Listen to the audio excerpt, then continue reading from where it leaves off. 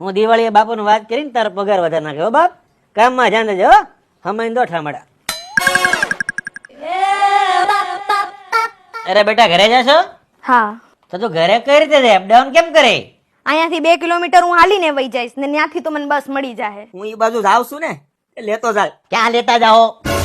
કામ વાળી જોખમ કહેવાય. ક્યાંક ઊંધી વળી ગઈ ને તો આપણે ધંધે સડી જાવું.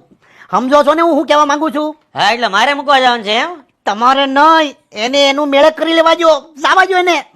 અચ્છા બેટા તો પછી છે ને કામ કર, તું તારી મેળે ઘેર આવી જાજે હો, શાંતિથી ભોગી જાજે. કાલ પછી સમય પર આવી જજે જા.